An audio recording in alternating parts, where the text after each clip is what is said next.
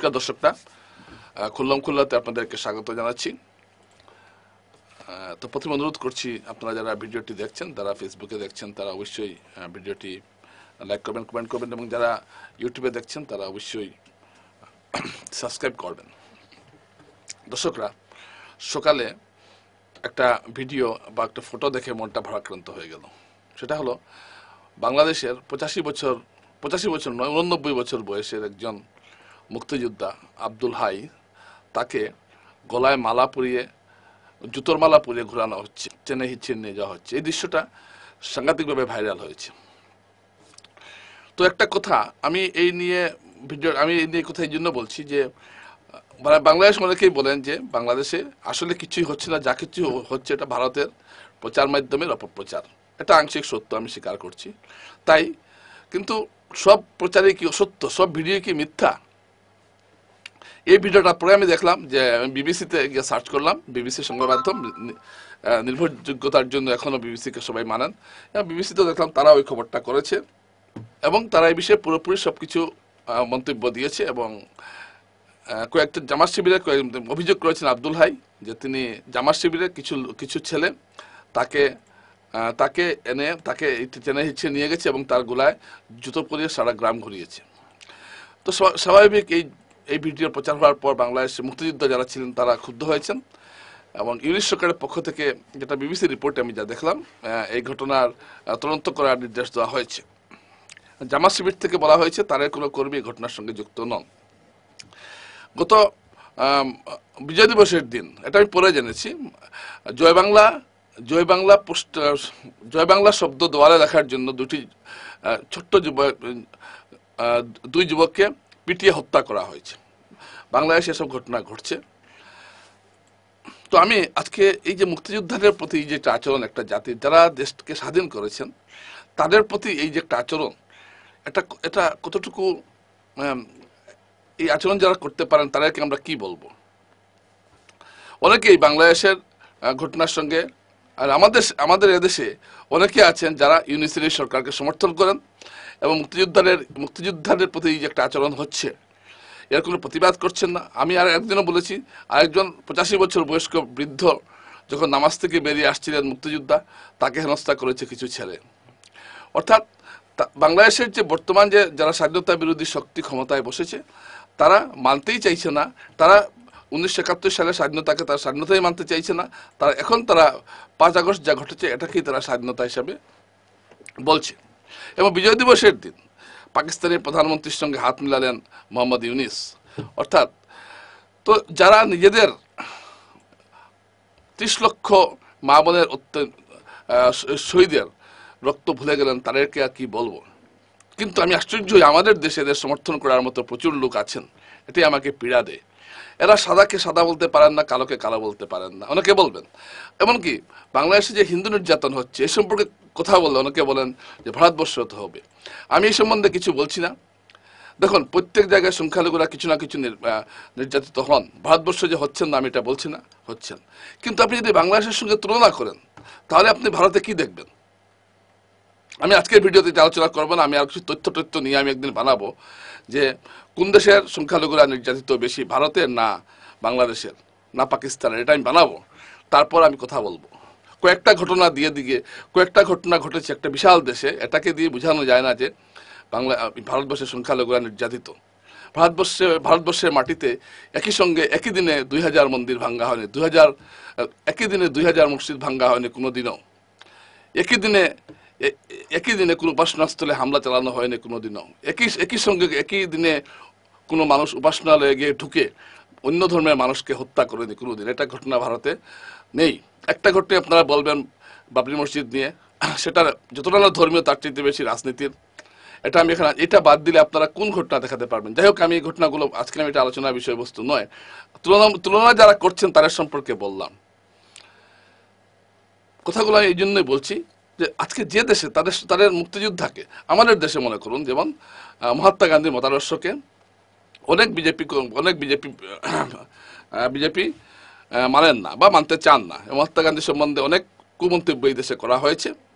কিন্তু তারপরেও আমাদের দেশে মহাত্মা গান্ধীর মূর্তিকে তো ভাঙ্গা হচ্ছে না, মহাত্মা গান্ধীকে তো অবমাননা করা করছেন কিছু লোক, কিন্তু সরকারিভাবে তো মহাত্মা গান্ধীকে অবমাননা করা হচ্ছে না।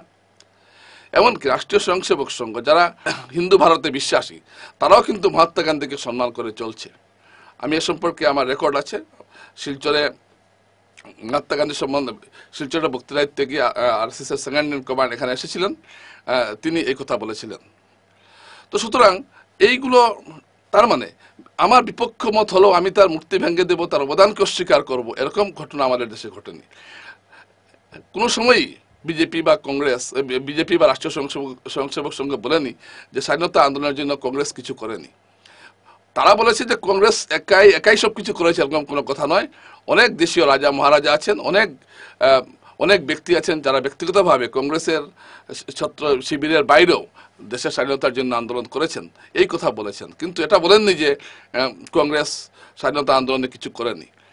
তারা বলেছেন যে এক পেশে একটা প্রচার চলে ভারতে, যেমন স্বাধীনতা আন্দোলন, স্বাধীনতাটা কংগ্রেস এনেছে, এটা ঠিক নয়, এটা তারা বলছেন। কিন্তু এটা বলেননি যে কংগ্রেস কিছু করেনি। কিন্তু বাংলাদেশে আমরা কি দেখলাম, বিজয় দিবসের ভাষণে ডক্টর মোহাম্মদ ইউনিস ভারতের অবদানের কথা তো বললেনই না, মুক্তিযোদ্ধার শহীদদের সম্মান জানালেন না, তিনি 5 আগস্টের ঘটনার সম্মান জানালেন। বিজয় দিবস তো 5 আগস্ট নয়। অনেকে বলবেন অন্য দেশের ঘটনা নিয়ে আমরা কেন বলছি, বলবো, কারণ আছে। বাংলাদেশের ঘটনা আমাদেরকে অস্থির করতে পারে আজকে কালকে। এই যে মুক্তিযোদ্ধা যে অপমান করা হচ্ছে একটা দেশে, এক দুটো ঘটনা নেই, বেশ কয়েকটি ঘটনা ঘটেছে বাংলাদেশে। এখন আর আজকে আমার কথা হয়েছে আমার বাংলাদেশের এক বন্ধুর সঙ্গে, তিনি বললেন যে এক বাংলাদেশে যারা উদারমনা, যারা ধরুন নাচ গান থিয়েটার এসব ভালোবাসেন, বই পড়তে ভালোবাসেন, বিভিন্ন কালচারাল প্রোগ্রামে যান, তারা এখন আর ঘর থেকে বের হন না, অফিসে যান, অফিস থেকে আসেন, ঘরে বসে থাকেন। অর্থাৎ একটা আপনারা লক্ষ্য করবেন বাংলায় এখন, আগে যে আমরা যেমন কোটায় মিয়া নাটক আমরা দেখতাম, ফেসবুকে এগুলো আসছে, এগুলো এখন বন্ধ হয়ে গেছে। অর্থাৎ সংস্কৃতির চর্চাটা আস্তে আস্তে বন্ধ হয়ে যাচ্ছে, একটা কট্টরতা এখানে আসছে। তো এই বিষয়টা যার জন্য আজকে এই মুক্তিযোদ্ধাদের অপমানের ঘটনার মতো একটা ঘটনা ঘটলো, এবং এটা আরো ঘটবে এবং একটা মানে সাংঘাতিক একটা কট্টরপন্থার দিকে যাচ্ছে এই দেশটা, যা ভারতের জন্য বিপজ্জনক। আমি তো আমার স্বার্থের কথা তো চিন্তা করবোই। আমি একজন ভারতীয় হিসেবে ভারতের স্বার্থের কথাটা আমি আগে চিন্তা করব। এই যে পরিবেশটা ভারতের জন্য ক্ষতিকর, এটা কিছু সংখ্যক অতিবাম বুদ্ধিজীবী এটা না মানতে পারেন, এবং কিছু সংখ্যক এখানে থেকেও যারা এইসব বিষয়কে অস্বীকার করছেন তারা না মানতে পারেন, কিন্তু বাস্তব হলো এটাই। আমি যদি আমার দেশের ক্ষতি না দেখি তাহলে আমি কি? আমি যদি দেখি আমার দেশে যেটাতে ক্ষতি, সেটা আমি 100 বার বলবো। এতে আমাকে কে কি মনে করলেন না করলেন আমার এতে কিচ্ছু আসা যায় না। বাংলাদেশে হিন্দু নির্যাতন হচ্ছে এটা আমি বলবো, বাংলাদেশে প্রগতিশীল সংস্কৃতির চর্চার ঊর্ধ্ব হচ্ছে এটা আমি বলবো। এতে যদি কেউ আমাকে মনে করেন যে আমি হিন্দুত্ববাদী হয়ে গেলাম, মনে করলে করুন, আমার কোনো আপত্তি নেই। সংখ্যালঘুর অধিকার ভারতবর্ষে যদি বিঘ্নিত হয় আমি সেটা নিয়েও বলবো, যে ঘটনা নিয়ে ঘটিত হয়েছে সেটা নিয়েও বলবো। কিন্তু এর অর্থ এই নয় যে আমি বাংলাদেশের ঘটনার প্রতিবাদ করব না। প্রতিবাদই করছেন না অনেকে, আমি লক্ষ্য করলাম এই জিনিসটা। এটা কি ধরনের কথা? প্রতিবাদ করতে হয়। প্রতিবাদ না করার অর্থ কি যে আপনারা সমর্থন করছেন এই সরকারটাকে? ভারতে থেকে যদি এই সরকারকে সমর্থন করেন তো সেই লোকটাকে কি বলবো? আপনারা উল্টো হয়তো বলবেন অনেকে, হ্যাঁ আপনি কেন ওই বিষয়ে কথা বললেন না, ওই বিষয়ে কথা বললেন না। আমাদের দেশে কতটা সংখ্যালঘু নির্যাতনের ঘটনা ঘটেছে। আমি আজকের ভিডিওটা, আমি আবার বলছি, কথা প্রসঙ্গে এসে যাচ্ছে, আজকের ভিডিওটাতে আমি এই প্রসঙ্গটা আনছি না।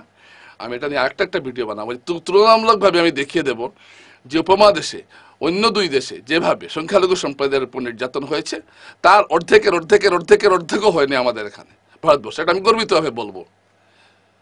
কয়েকটা উদাহরণ দেখি আপনারা কিছু বলতে পারবেন না, এ বিষয়ে আমি পরে আসছি। আমরা চাই ভারতবর্ষে হিন্দু মুসলমান বৌদ্ধ শিখ সবাই সমান অধিকার নিয়ে বাঁচুক, এটা আমরা চাই। আমি এটা ব্যক্তিগতভাবে চাই, এটা বলতে আমার কোনো ভয় নেই। কিন্তু এর অর্থ এটা নয় যে আমি সত্যকে সত্য বলবো না, মিথ্যাকে মিথ্যা বলবো না, এটা নয়। এই যে বাংলাদেশের মুক্তিযুদ্ধের একজন বৃদ্ধকে, 89 বছরের বৃদ্ধকে যা করা হলো, এটা একটা সভ্য সুস্থ দেশে কি এটা ঘটতে পারে? এই কোন সংস্কৃতির দিকে যাচ্ছে আমাদের প্রতিবেশী দেশ? এবং এটা যদি বাড়তেই থাকে তাহলে কোন জায়গায় যাবে? সেখানকার শুভবুদ্ধি সম্পন্ন মানুষরা প্রতিবাদে সোচ্চার হচ্ছেন না, ঘরে বসে আছেন। আমি একটু আগে বললাম, এত প্রতিভাশালী একটা দেশ বাংলাদেশ, এত প্রতিভা, কত কয়েক বছরে বাংলাদেশ কোন জায়গায় গিয়েছে? মাথা পিছু গড়ায় প্রায় ভারতের সমান হয়ে গিয়েছিল, এবং অর্থনীতি দ্রুত উন্নতি করেছিল বাংলাদেশ। কিন্তু আজ দিনে দিনে সব ধ্বংস হচ্ছে। যেদিন বাংলাদেশে যে 5 আগস্টের ঘটনার ওই দিনই ঢাকায় আদানির যতটা অফিস ছিল সব ভেঙে দেওয়া হয়েছিল। একটা ব্যবসায়িক প্রতিষ্ঠান তোমার কাছে গেছে ব্যবসা করতে, আমাদের এখানে অনেক আমেরিকান প্রতিষ্ঠান আছে, চীনা প্রতিষ্ঠান আছে, আমরা কি ভেঙে ফেলবো সেটাকে? বারে বারে বলা হয় ভারত দাদাগিরি করেছে। দাদাগিরি কি? একটা দেশ আরেকটা দেশকে তার সাহায্যে সহযোগিতা করছে। ভারত বাংলাদেশকে সহযোগিতা করছে বা ভারতের নিজের স্বার্থে, বাংলাদেশ ভারতের সহযোগিতা নিচ্ছে বা অনেক ক্ষেত্রে বা বাংলাদেশের সহযোগিতা করছে, এটা বাংলাদেশের নিজের স্বার্থে। এখানে দাদাগিরির প্রশ্ন আসে কোথা থেকে? আপনাদের সবসময় ভাবেন যে না অমুক মানুষ আমাকে এটা দিয়ে দিয়েছে মানে দাদাগিরি করছে, এই ভাবনাটা তো একটা পশ্চাৎগামিতার লক্ষণ। কিন্তু আমরা লক্ষ্য করছি বাংলাদেশে এইসব ঘটনা ঘটছে। ইতিমধ্যেই উত্তর পূর্বে বিভিন্ন সংগঠন বাংলাদেশে ঘাঁটি গাড়া শুরু করে দিয়েছে এবং আপনি দেখবেন আগামী 1-2 বছরের মধ্যে উত্তর পূর্ব আবার অশান্ত হবে। আমি আজকে এই কথাটা বললাম, তখন আমাদের দেশের যারা ইউনিট সরকারকে সমর্থন করছেন তারা কি বলবেন? উগ্রপন্থার থেকে আপনারা রক্ষা পাবেন না, এটা মনে রাখবেন। এই যে বারে বারে বাংলাদেশ থেকে একটা ভারত আক্রমণ করছে একটা প্রচার চালানো হচ্ছে, ভারতের প্রচার মাধ্যমে চালাচ্ছে, কারণ বাংলাদেশটা এইভাবে একটা দেশ আরেকটা দেশকে আক্রমণ করলে, একটা দেশ আরেকটা দেশের সঙ্গে যদি যুদ্ধ দেহি মনোভাব নিয়ে থাকে তাহলে কোনো দেশেরই লাভ হয় না। আজকে যদি ভারত বা বাংলাদেশের মধ্যে যুদ্ধ হয় তাহলে সমস্যায় পড়বেন দুই দেশের সাধারণ নাগরিক, সাধারণ মানুষ। এই কথাটা মনে রাখতে হবে। কেউ শান্তিতে বাস করতে পারবেন না। রাশিয়া ইউক্রেন যুদ্ধ হচ্ছে, শান্তিতে কি কেউ বাস করতে পারছে না। ঠিক সেইভাবে যুদ্ধ কোনো অবস্থায় শান্তি এনে দিতে পারে না। কিন্তু বাংলাদেশ যেদিকে যাচ্ছে, যদিও আমি নিশ্চিত যে ভারত বাংলাদেশ কোনোদিন আক্রমণ করতে যাবে না, কিন্তু বাংলাদেশে এই যে একটা ভারত বিরোধী একটা আবহাওয়া তৈরি করা হচ্ছে এবং সেই দেশের যে একটা সুস্থ বিকাশ, সেই দেশের যে সংস্কৃতি সেটাকে ধ্বংস করা হচ্ছে, ধ্বংস করে একটা ইসলামী সংস্কৃতি তাদের নামে। এখন ইসলামী শাসন, কোন ইসলামী শাসন সেটার কোনো স্থিরতা নেই। ইসলামী শাসন মানে আমি আমার মতো একটা শাসন চাইলাম, সেটাই ইসলাম নাম দিয়ে দিলাম, আমি আমার মতো চাইলাম। এই ধরনের এতটা দল উপদল, এক ইসলামী নামে অনেকগুলো উপদল রয়েছে বাংলাদেশে, দল অনেকগুলো গোষ্ঠী রয়েছে, এদের আবার নিজেদের মধ্যে বিরাট বিবাদ চলছে। আপনারা দেখলেন তবলিগের 2টি গোষ্ঠীর মধ্যে কিভাবে বিবাদ হলো। 60 জন মারা গেছেন, অনেকে বলছেন সংখ্যাটা 100 হতে পারে, 5 জন মারা গেছেন, অনেকে বলছেন সংখ্যাটা 60 জন হতে পারে। তো এই ধরনের ঘটনা বাংলাদেশে ঘটছে, এটা আরো ঘটছে। মাজারের উপর আক্রমণ করা হচ্ছে। মানে আমি যেটা ভালোবাসি, আমি যেটা মনে করি আমি সেটাই থাকবো, অন্য বিশ্বাসকে আমি মর্যাদা দেব না। আমি ভাবছি যে মাজার ঠিক নয়, সুতরাং ঠিক নয়, যে মাজারে বিশ্বাস করে তাকে মারো, মাজার ভাঙো, এটা কি ধরনের কথা? আমি যে ইসলাম মানছি, তোমার ইসলামের সঙ্গে এটা মিলছে না, সুতরাং তোমাকে আমি মেরে ফেলবো। এখানে কোনো আলোচনার স্থান নেই, সহাবস্থানের স্থান নেই। এটা কি ধরনের কথা? মাজার, সেদিন দেখলাম একটা ভিডিওতে মাজারপন্থীরাও বিরাট হুঙ্কার ছেড়েছেন যে আর যদি মাজার হাত দেওয়া হয় তারাও দেখে নেবেন। শুধু মন্দির ভাঙ্গা হচ্ছে এমন নয়, মাজার ভাঙ্গা হচ্ছে, এটা কি ধরনের কথা আমি ঠিক বুঝতে পারছি না। একটা দেশ কোন দিকে যাচ্ছে? সুস্থ একটা দেশ, যে দেশ নিজেদের মুক্তিযুদ্ধের শহীদদের মালা পরাতে পারে, যে দেশ বঙ্গবন্ধুর মূর্তি ভেঙে দিতে পারে। আমি মানলাম হাসিনা অত্যন্ত অন্যায় করেছেন, স্বৈরাচার করেছেন, কিন্তু এর জন্য বঙ্গবন্ধুর মূর্তি ভাঙতে হবে? স্বাধীনতার যত স্মারক ছিল জাদুঘর ধ্বংস করে দেওয়া হচ্ছে, মুক্তিযুদ্ধের ইতিহাসকে নষ্ট করে ইতিহাসকে ধ্বংস করার চেষ্টা করা হচ্ছে, এই ধরনের ঘটনা ঘটছে। যাই হোক, আমি আজকে বিষয়টি আনতাম না হয়তো, কিন্তু আমার এই ছবিটা দেখে আমার মনটা ভারাক্রান্ত হয়ে গেছে, তাই আপনাদের সঙ্গে একটু বিনিময় করলাম। আপনারা আপনাদের বক্তব্য জানাবেন। নমস্কার।